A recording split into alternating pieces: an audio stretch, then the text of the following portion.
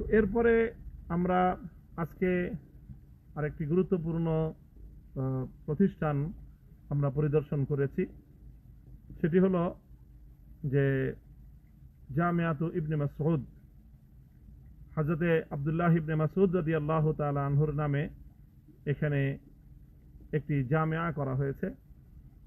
এটি হলো উচ্চ শিক্ষার জন্য ধর্মীয় ক্ষেত্রে এটি অত্যন্ত গুরুত্বপূর্ণ একটি রাষ্ট্রীয় সিদ্ধান্ত, যেটি আমি গতকালকেও আংশিক বলেছিলাম।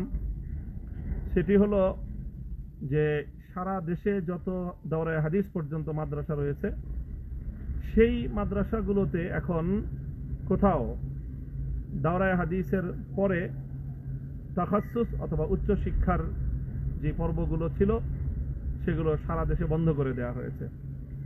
বরং প্রতিটি প্রদেশে রাষ্ট্রীয় উদ্যোগে উচ্চশিক্ষার জন্য তাখাসসুসের ভিন্ন ভিন্ন প্রতিষ্ঠান করা হয়েছে। কাবুলে সেই ধরনের রাষ্ট্রীয় চমৎকার একটি প্রতিষ্ঠানের নাম হলো আব্দুল্লাহ ইবনে মাসউদ বিশ্ববিদ্যালয়। তো সেখানে মূলত শিক্ষার্থীদেরকে প্রাথমিকভাবে 2 বছরের জন্য একেবারে সম্পূর্ণ একটি কঠোর ব্যবস্থাপনার আওতায় মাদ্রাসায় তাদেরকে বা জামিয়ার মধ্যে তাদেরকে সার্বক্ষণিক রেখে শিক্ষা প্রদান করা হয়। 2 বছরের তাদের শিক্ষা কারিকুলাম, 2 বছরের 4টি সেমিস্টারে, এক এক বছরে 2টি করে সেমিস্টার, মোট 4টি সেমিস্টারে তাদেরকে এই শিক্ষাটা প্রদান করা হয়ে থাকে। এই উচ্চশিক্ষার ব্যবস্থার নাম হলো তাখাসসুস ফিল ইফতা ওয়াল কাজা, অর্থাৎ শুধু ইফতা নয়, ইফতার পাশাপাশি যে কাজা অর্থাৎ যে বিচার ব্যবস্থা পরিচালনা কিভাবে করবে, আদালত কিভাবে পরিচালনা করবে, মূলত 2টি দৃষ্টিভঙ্গি নিয়ে এই জামিয়া ইবনে মাসউদ জাতীয় আরো অনেক তাখাসসুসের প্রতিষ্ঠান আফগানিস্তানের বিভিন্ন প্রদেশে তারা পরিচালনা করছেন।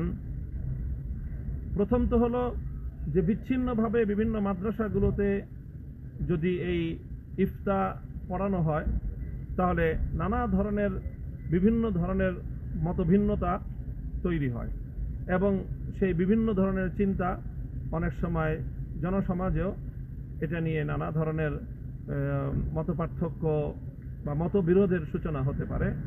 এই জন্য এইটাকে একটা সুন্দর শৃঙ্খলার মধ্যে পরিচালনা করার জন্য বিচ্ছিন্নভাবে সকল মাদ্রাসাগুলোতে ইফতা বিভাগ বন্ধ করে দিয়ে এখন রাষ্ট্রীয় উদ্যোগে উচ্চশিক্ষার জন্য এই ধরনের সকল এই জামিয়া তৈরি করা হয়েছে। এক আর দ্বিতীয় হলো যে এই মুহূর্তেই রাষ্ট্র পরিচালনার জন্য, আদালতগুলো পরিচালনার জন্য, নিম্ন থেকে উচ্চতর আদালত পরিচালনা করার জন্য প্রচুর পরিমাণ কাজী এবং বিচারক প্রয়োজন।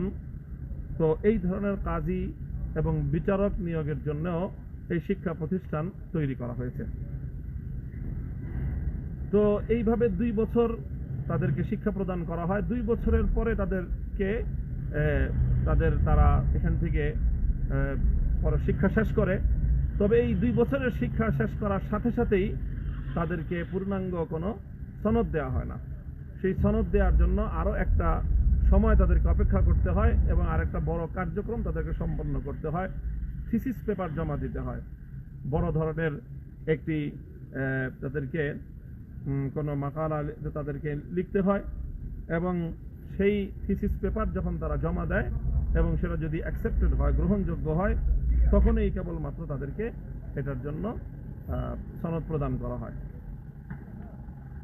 তো এইভাবে আমরা সেই জামিয়া আব্দুল্লাহ ইবনে মাসউদ দেখলাম যে সেখানে শিক্ষার্থীদেরকে যথেষ্ট নিয়ন্ত্রণের মধ্যে রেখে ওখানে ব্যবস্থাপনাই হলো এমন যে সারা দেশের দাওরায়ে হাদিস সমাপনকারী শিক্ষার্থীরা সেখানে ভর্তি পরীক্ষা দেয় এবং ভর্তি পরীক্ষার মাধ্যমে অন্য কিছু অল্প কিছু বাছাইকৃত মেধাবী শিক্ষার্থীদেরকে সেখানে ভর্তি করা হয়ে থাকে এবং যাদেরকে ভর্তি করা হয়ে থাকে তাদেরকে 24 ঘন্টাই আবাসিক সেখানে অবস্থান করে শিক্ষা গ্রহণ করতে হয়। শুধুমাত্র একান্ত প্রয়োজন ছাড়া তারা শিক্ষা প্রতিষ্ঠানের যেই গণ্ডি, সেই গণ্ডি থেকে বাইরে তারা যেতে পারে না। কাবুল ইউনিভার্সিটির এক প্রান্তে এই গড়ে উঠেছে জামিয়া আব্দুল্লাহ ইবনে মাসউদ। সেখান থেকে কাবুল ইউনিভার্সিটিও দেখা যায়। কাবুল ইউনিভার্সিটির বিস্তৃত পরিসর, যেটা প্রায় 100 বছরের প্রাচীন কাবুল ইউনিভার্সিটি, সেই কাবুল ইউনিভার্সিটিরও অংশ বিশেষ আমরা জামে আব্দুল্লাহ ইবনে মাসউদ থেকে পরিদর্শন করতে সক্ষম হয়েছি।